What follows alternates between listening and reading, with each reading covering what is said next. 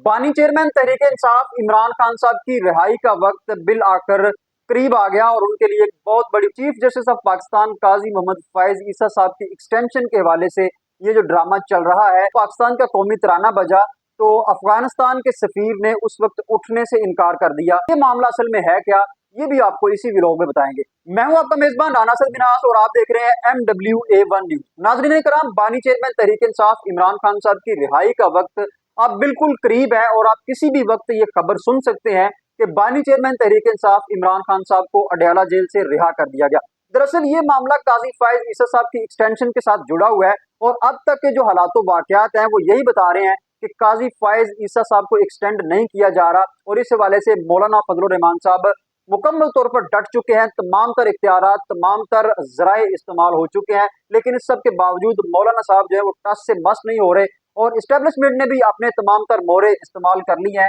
और हुकूमत वक्त की जानब से भी वो तमाम तर कोशिशें मुकम्मल कर ली गई हैं। मौलाना फजल रहमान साहब को तमाम तर ऑफर्स भी दे दी गई हैं, लेकिन मौलाना साहब अपने उस मौकफ पर बिल्कुल कायम है और मौलाना साहब ने कहा है कि हम मुसवदा देखे बगैर वोट नहीं करेंगे। बहरहाल इमरान खान साहब की जो रहाई है इस वक्त मौलाना फजल रहमान साहब से मंसूब है और डेफिनेटली अगर काजी फायज ईसा साहब को एक्सटेंशन मिल जाती है तो इमरान खान साहब की रिहाई एक दफा फिर मौखर हो जाएगी और अगर ये एक्सटेंशन नहीं मिलती तो फिर अगले चीफ जस्टिस ऑफ पाकिस्तान जो है वो काजी मंसूर अली शाह साहब होंगे, जिससे पाकिस्तान तहरीक इंसाफ ने बहुत सारी उम्मीदें व्यवस्था की हुई हैं। और बानी चेयरमैन तहरीक इंसाफ इमरान खान साहब को ये यकीन है कि काजी फायज ईसा साहब के बाद जो तीन जजेस हैं जिनमें से एक ने चीफ जस्टिस ऑफ पाकिस्तान बनना है, वो तीनों जजेस पाकिस्तान तहरीक इंसाफ से हमदर्दी रखते हैं और इमरान खान साहब से हमदर्दी रखते हैं और डेफिनेटली अगर उन तीनों में से कोई भी आएगा, जो कि कभी उम्मीद है कि वो अगले चीफ जस्टिस जो है वो मंसूर अली शाह साहब होंगे और मंसूर अली शाह साहब जैसे ही आएंगे वो पाकिस्तान तहरीक इंसाफ को रिलीफ देंगे और सबसे पहले जो जाली इलेक्शन है उसको खोला जाएगा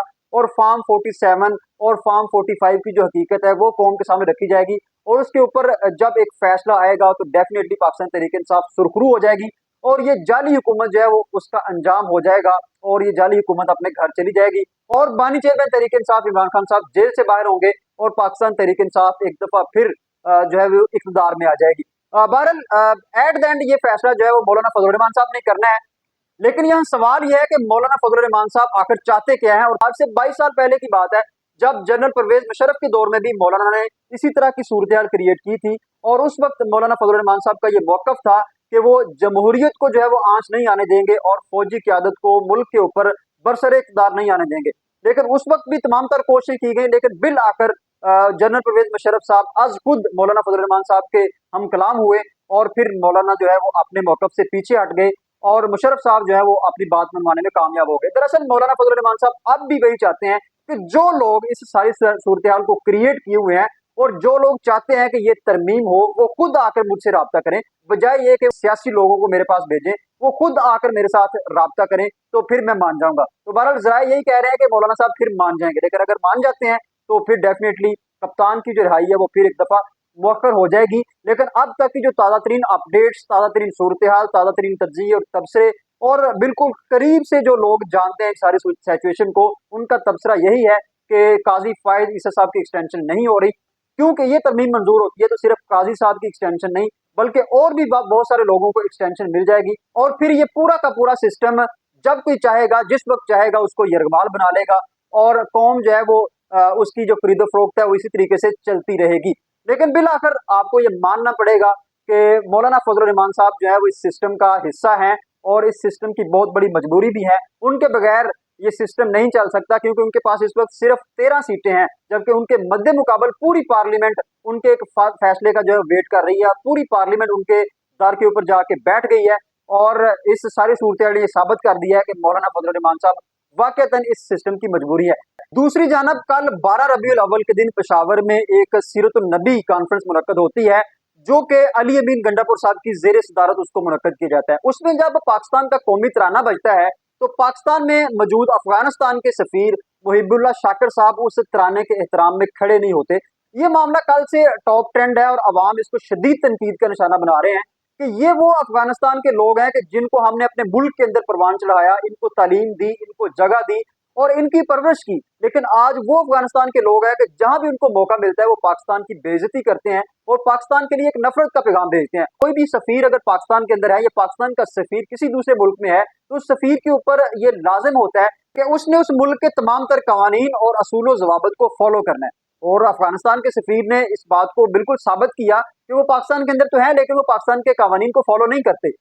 यहाँ जो अफगानिस्तान की तरफ से अभी तक मौकफ आया है वो यही आया है कि जी पाकिस्तान के जो कौमी तराना है उसमें म्यूजिक है, इस वजह से हमारे जो सफीर है वो उसके एहतराम में खड़े नहीं हुए। तो यहाँ सवाल ये है कि पाकिस्तान के अलावा जितने भी ममालिक हैं जब उनका कौमी तराना बजता है तो उसमें म्यूजिक मौजूद होता है। इवन कि अगर आप सऊदी अरब का कौमी तराना देखें तो उसके साथ भी म्यूजिक जो है वो बजता है। कतर के जो कौमी तराना है उसको आप देख लें और दीगर जितने भी हमारे मुस्लिम ममालिक हैं तमाम तर मुस्लिम ममालिक के कौमी तरानों के साथ म्यूजिक बजता है। तो क्या अफगानिस्तान के लोग उन कौमी तरानों के ऊपर भी खड़े नहीं होते या उनका भी एहतराम नहीं करते? तो डेफिनेटली करते हैं। ये तारीख में पहली दफा हुआ है कि अफगानिस्तान के सफीर ने जो है वो पाकिस्तान के कौमी तराने का एहतराम नहीं किया, वो खड़ा नहीं हुआ। बहरहाल ये एक तशवीशनाक सूरत हाल है। अवाम का मुतालबा है कि उसको मुल्क बदर किया जाए और अफगानिस्तान के साथ तमाम तर रवाबत और तमाम तर सफारती ताल्लुकात जो है वो बंद किए जाएं। और इससे कबल भी अवाम इसका मुतालबा कर चुकी है लेकिन पाकिस्तान की जानब से नरम गोशा जो है वो इख्तियार किया जाता है कि ये हमारे मुसलमान भाई हैं। लेकिन वो मुसलमान भाई जब भी मौका मिलता है वो हमें डसने से बाज नहीं आते और अब तक अफगानिस्तान ने हमें जो है वो जिल्लत और रसवाई से दो चार किया है। और अब ये वक्त आन पहुंचा है कि हम अफगानिस्तान से अपने तमाम तर ताल्लुकात जो है वो खत्म कर दें। इस हवाले से जैसे कोई नई अपडेट आएंगी आपको आगाह करेंगे। तब तक के लिए इजाजत दीजिए। अल्लाह हाफिज।